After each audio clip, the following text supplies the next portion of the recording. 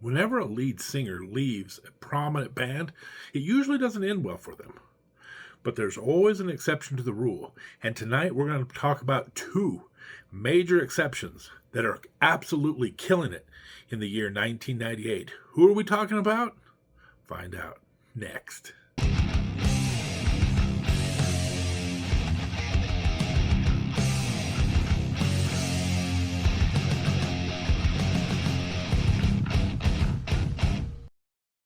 Welcome, metal enthusiasts, to another episode of The Metal Dude Abides. Tonight, we're going to take a look at a fantastic year, 1998. And we're going to talk about the best albums, we're going to talk about the best songs, and we're probably going to talk about how the Grammys messed the whole thing up. But in our intro, we talked about two solo artists that had been part of prominent bands.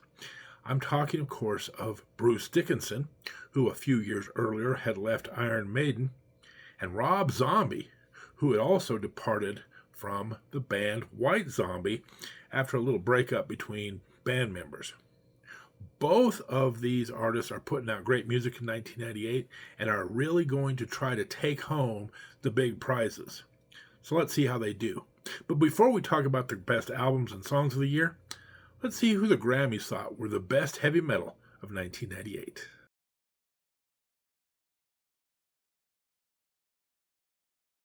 Before we get into the actual nominees, just a little recap of the Grammy and their format. They have this kind of vague, nebulous category called Best Heavy Metal Performance. That could mean songs, that could mean albums. Usually, and in this case, it does mean songs across the board. So just to get that out of the way. The first nominee and the eventual winner from the Grammys that year was Metallica with a song called Better Than You.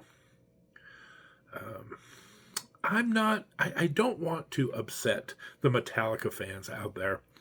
The Metallica era that we are now entering in, I'm not a huge fan of. And it may be unfair. I've thought a lot about this, and if Metallica was a brand new band out, would we be as harsh with this era of their music? I don't know. Because at the end of the day, Metallica is always going to be graded on a curve. What does this music sound like in comparison to Master of Puppets, Ride the Lightning, the Black Album, you name it? And it just doesn't live up to that standard. And so it's always annoying to me, and we've talked about this ad nauseum, how the Grammys comes along now that Metallica is not putting out nearly as good of music as they were a decade ago. And now they're recognizing them for everything. I think this is a pretty mid choice for the Grammys that year. Now, two other nominees I'm going to bring up. Rage Against the Machine came out with a song called No Shelter. Not a big fan of Rage Against the Machine. If you follow the channel, you know this. However, Rage Against the Machine fans, don't go away mad. Just come back next week, because things will change just a little bit in the year 1999. You don't want to miss it. The other band that they nominate here is a band called Nashville Pussy. I guess this is based on the old Ted Nugent line from Double Live Gonzo with their song Fried Chicken and Coffee. Now listen, this seems to be the Grammys every once in a while just throw in a curveball, like to be edgy. Because I don't really think Nashville Pussy is one of those bands that should be up for nominations this year. However, I do have a funny story. I actually saw Nashville Pussy in concert. They were opening up for Motorhead. Now, the funny part of this story is this. I am a very new parent. I've got two newborn babies at home. My wife has to go to a funeral out of state. So she leaves me, the responsible adult, with the kids' care that week. So I did what any responsible parent would do. I called my mom, had her come babysit the kids, and I went out to a Motorhead concert. But it gets better. So let me just say, Nashville Pussy put on a pretty good show. Lots of bazongas. What more can you say? But they actually did a very good cover version of AC/DC's Kicked in the Teeth. So I enjoyed the evening. Motorhead put on a fantastic show afterwards. Went home happy. The problem is when I left the concert venue, I went to where my car was parked and it was not there. Now, the first thing I thought of was my car's been stolen. And we're talking downtown Denver. So there was a few cops lingering around. So I went and I said to the guy, hey, I think my car got stolen. And he says, were you parked in this lot here? And I said, yes, sir, I was. And he says, you probably got towed. Go write down that number and call the tow company and see if they have your car. So, of course, I walk over there and I realize I don't have a pen, I don't have a pencil. I'm a little bit maybe inebriated. I'm never going to remember this number. So I go back to the cop to get a pen or pencil to write all this down. He's literally arresting someone. I mean, he's got him on the sidewalk, hands behind their back, trying to put handcuffs on him. And I'm like, pardon me, can I borrow a pen or pencil to write that down? He's looking at me like I have two heads. Anyway, so sure enough, my car got towed. Now, it's 1 a.m. in the morning. I'm in downtown Denver, and that joke that passes through your head is now passing through mine. A friend will help you move. A good friend will help you move the body. And I have to start thinking, who's a good friend that I'm going to wake up at 1 a.m. in the morning and come get me out of downtown Denver? Anyway, ended up getting home, back to the kids, back to relieving my mom from her duties. But it was quite the night. Nashville pussy, Motorhead, towed cars, police officers, the whole bit. So I don't think either one of these were really great nominations from the Grammys. Now the next two are sensational nominations for the Grammys. However, they're a year late. So if you watch the channel, you know that sometimes bands will put out music in 1997, and we talk about it ad nauseum in 1997 about how great this music was and how it should have got a Grammy nomination. And then it shows up in 1998. So if you want to hear about these two songs in general, go listen to the 1997 one episode after you finish 1998. However, the two songs that the Grammys nominated, they're pretty good. The first one, Judas Priest, Bullet Train. Love me some Bullet Train. I will say that if, again, you go back to the 1997 episode, you will know there's a couple of songs off Judas Priest's Jugulator I like a little bit more. Cathedral Spires, my favorite Ripper Owens era Judas Priest song. It's on this album, right next to Bullet Train, by the way. And I don't know, there's also a few other good ones. If you've never heard Jugulator, Burn in Hell, very good. Dead Meat, Death Row, there's a lot of good ones. But I do like Bullet Train, so no complaints here. And the other nomination they have was Rammstein with the song Du Hast. And the reason I saved that one for last is very simple. I don't care if you give them a nomination in 97, 98, 99. Wait 5 years. I don't care. Du Hast should have won the Grammy in 97. It should have won the Grammy in 1998. Whenever you put it into this category, it should have won. Because to me, Du Hast is one of the greatest heavy metal songs of all time, period. I think it may be the best song of the decade at least. So for my money, I gave this award to Du Hast last year, but since the Grammys are recognizing it now in 1998, I say this is a slam dunk, no doubt about it. The winner that year should have been Rammstein, Du Hast. But since I nominated Du Hast last year, what songs and albums am I going to select for 1998? Let's go talk about the songs next.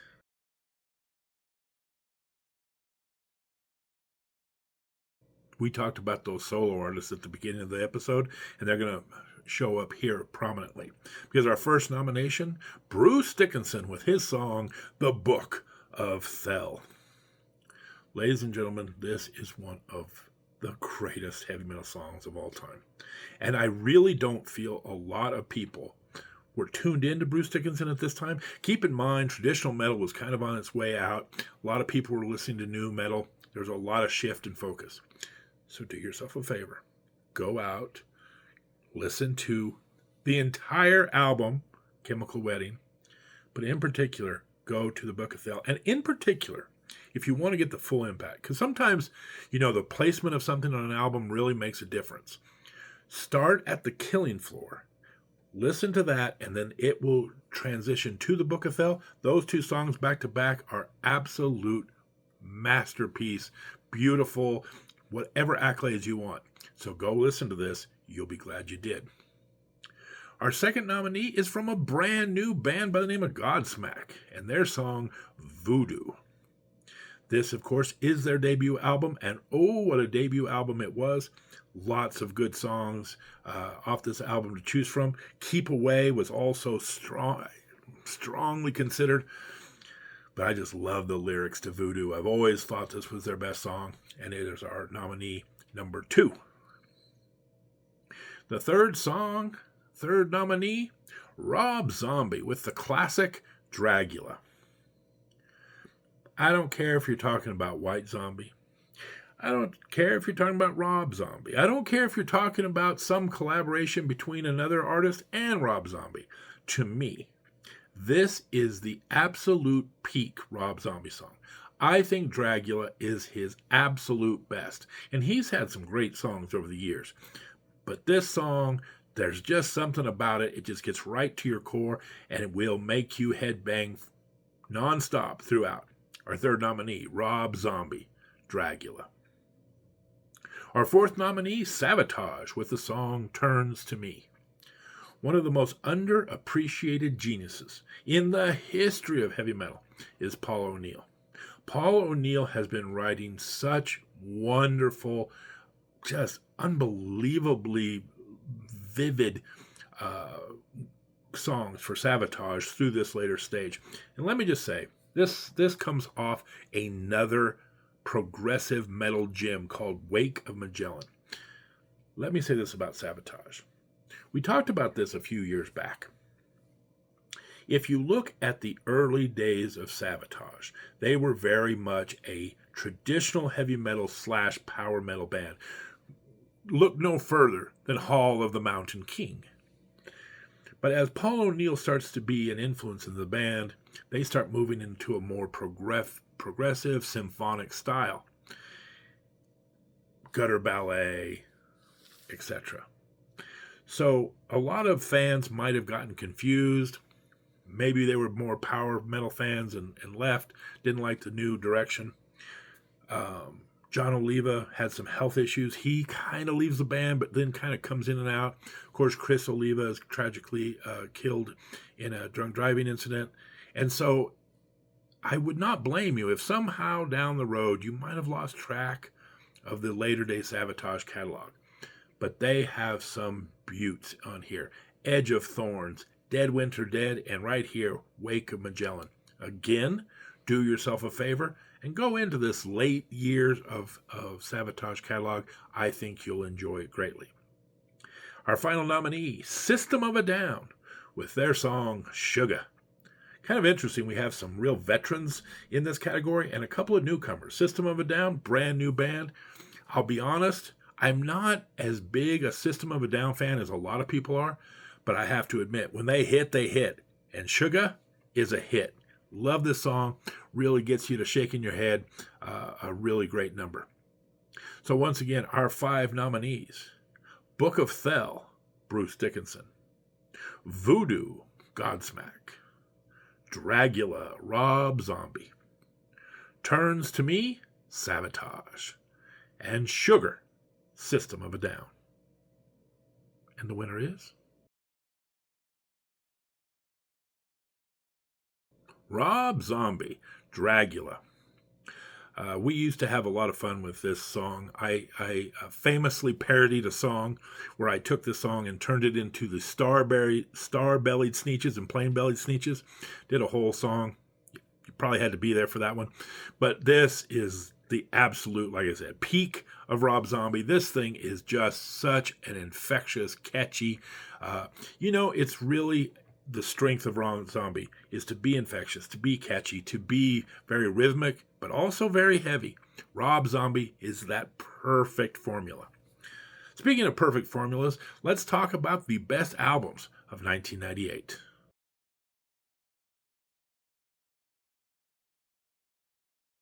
Our first nominee is a shocker. You're going to be so surprised. Bruce Dickinson, The Chemical Wedding.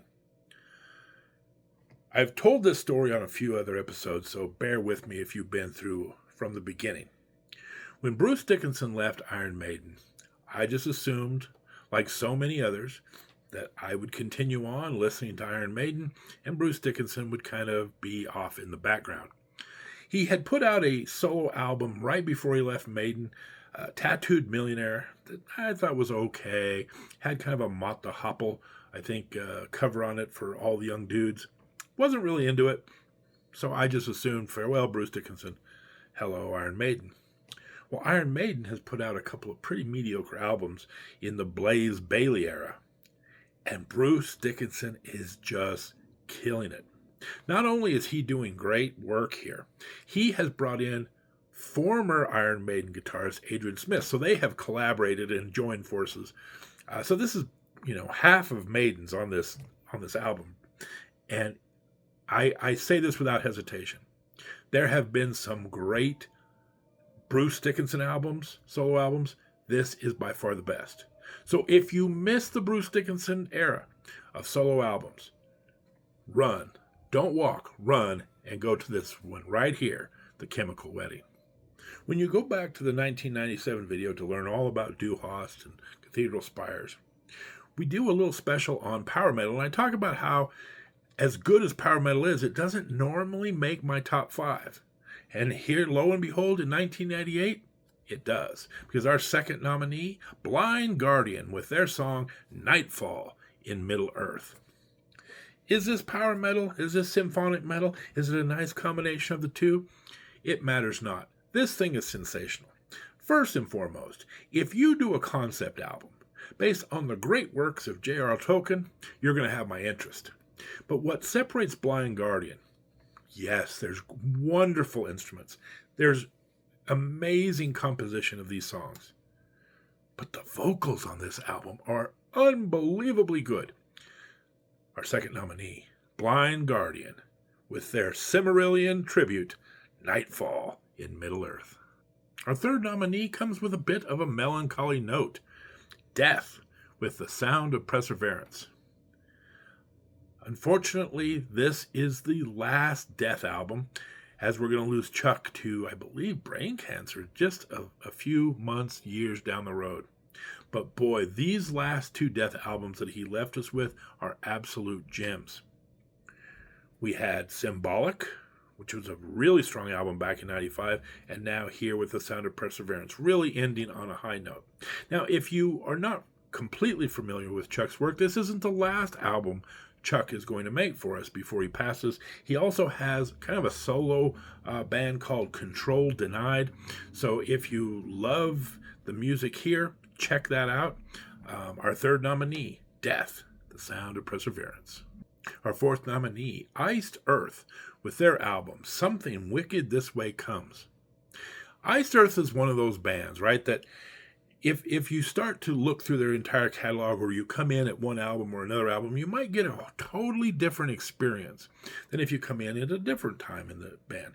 This is a really interesting time for Iced Earth, and I did not realize this. This is the only album where Iced Earth was only a 3-man band. And that's amazing to me, because this is one of the heaviest, most pounding albums that they ever put out. So apparently, for them, they didn't need anybody else. These 3 could do the trick. What a fantastic album.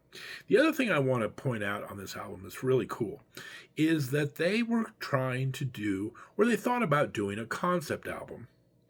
But they had already put together some material for this new album and didn't want to waste all that material. So if you go to this album, the first 8 or 9 songs are, the material that they had written for this album. But the last 3 songs are kind of a mini concept album. It's called the Wicked Trilogy, if you will.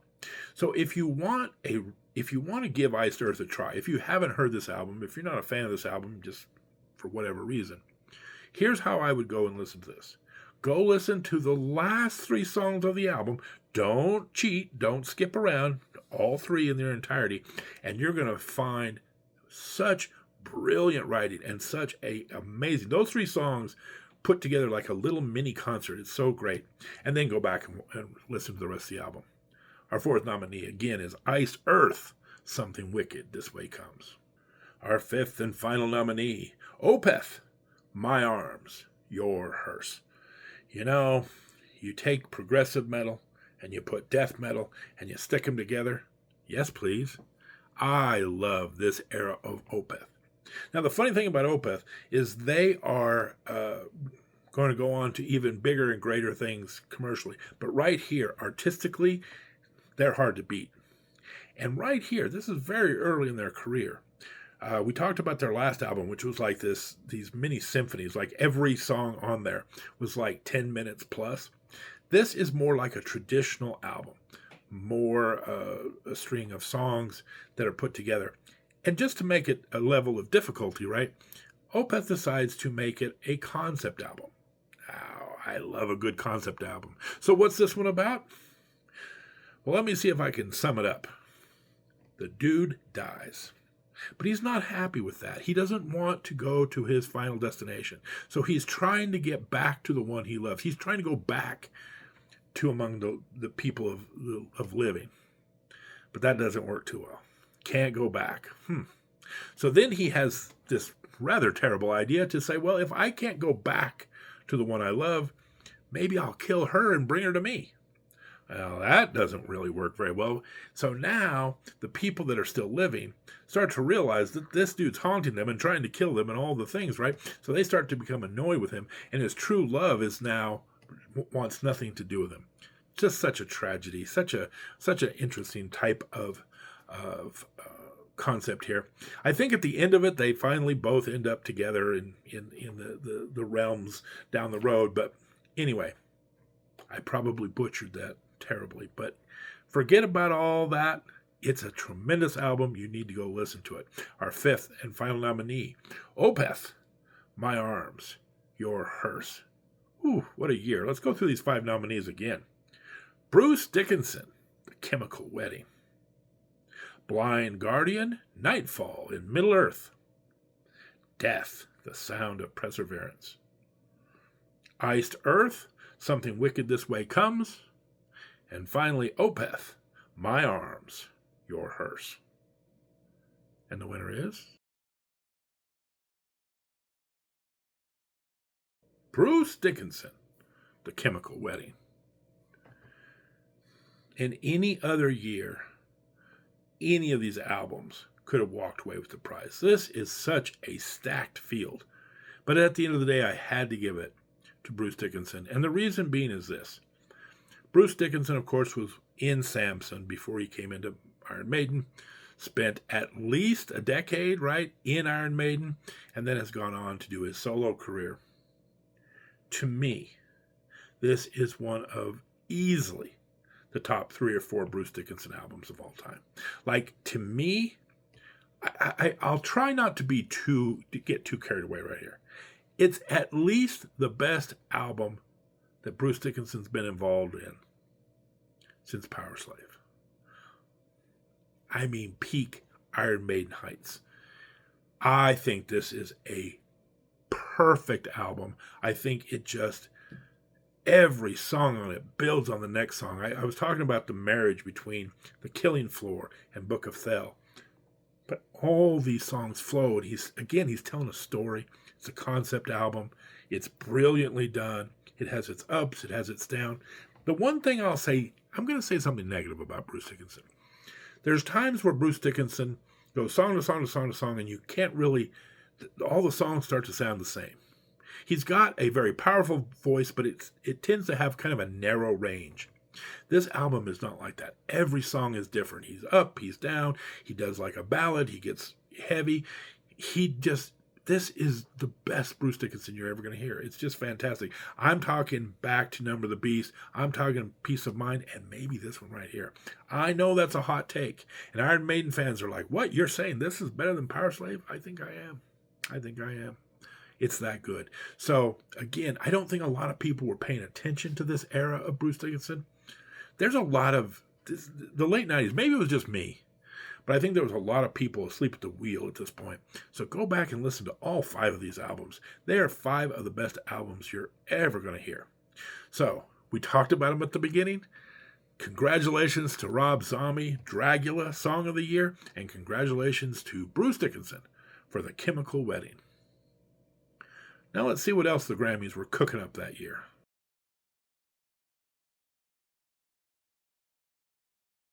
Whenever we talk about the Grammys, we always go into great detail about the heavy metal categories, but there's kind of a kissing cousin sister hard rock performance of the year that we also spend a little time analyzing.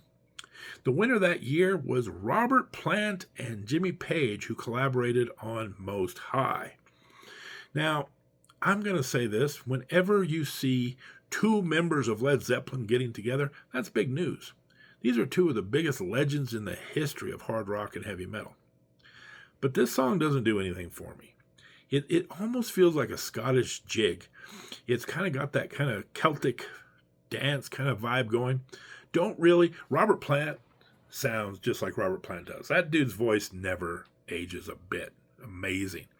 But I just don't think Jimmy Page is really being used properly here. Didn't really get that big, riffy, Jimmy Pagey kind of experience. So Most High, big news when Robert Plant and Jimmy Page get together, but I don't think it should have won the award. Pearl Jam is also going to get a nomination here. And Pearl Jam, it's like when you go to the grocery store and you go and grab a thing of milk and you always check the expiration date. I just always, when I pull out Pearl Jam, I always look for the expiration date, and it always says the same thing, 1993. Just don't think they got past 93 in one piece. Metallica has another nomination. They won the Grammy for heavy metal, so they're also nominated here for the song Fuel. I think Fuel's maybe the best song off this album, but again, it just doesn't quite do it for me. Surprise, surprise, and this is big news here. Kiss gets nominated for their song Psycho Circus. Now, this is kind of hilarious. Kiss has been around since the 70s, folks, the early 70s. They have been one of the biggest bands in the history of hard rock and heavy metal.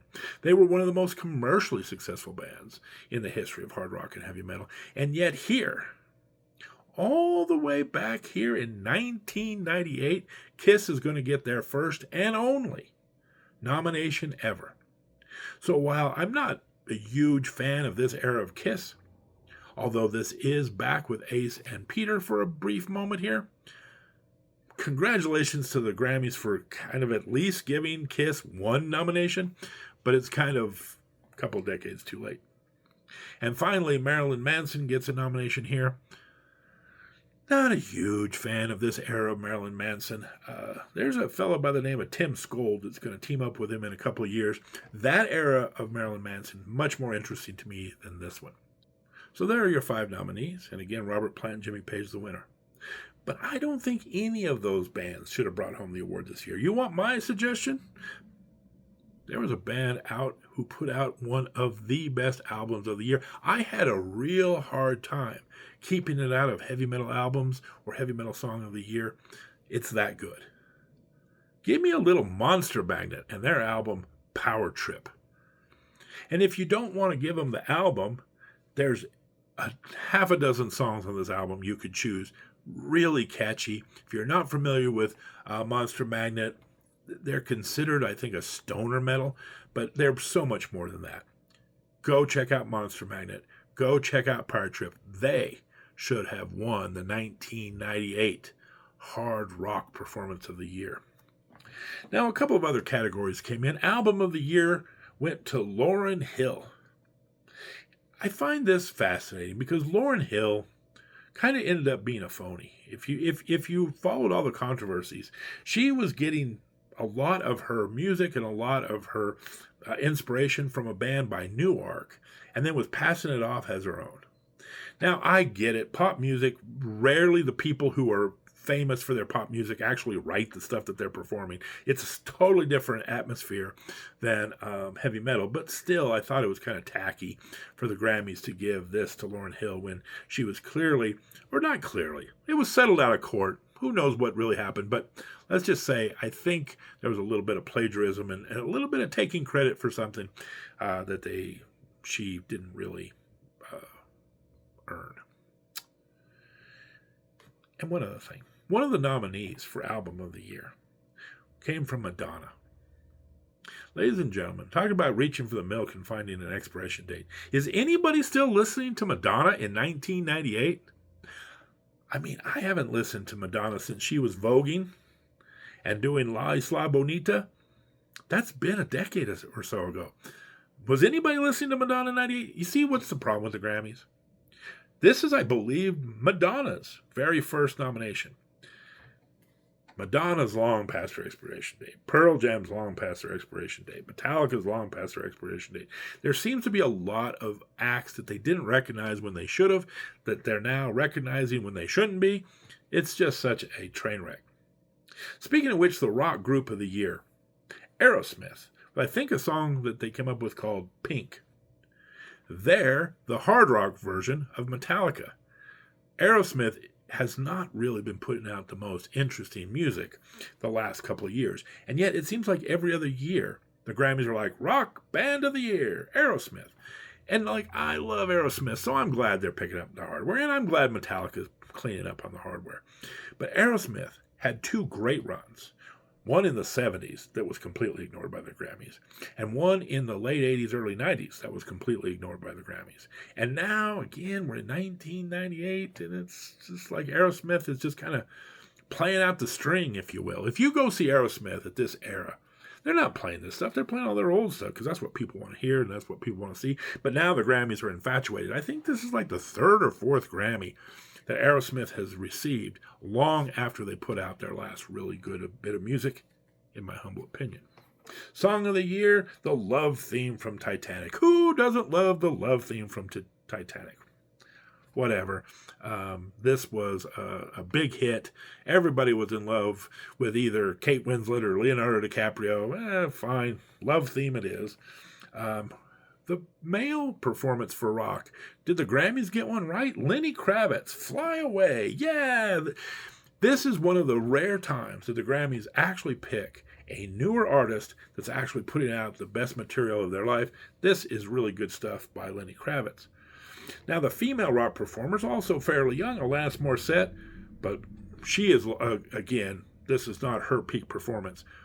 I'm not really into the rock scene here. I look through the nominees. Alanis Morissette, I guess, works, although I don't think she has really done anything interesting after Jagged Little Pill. So I just kept thinking to myself, there had to have been somebody better than this.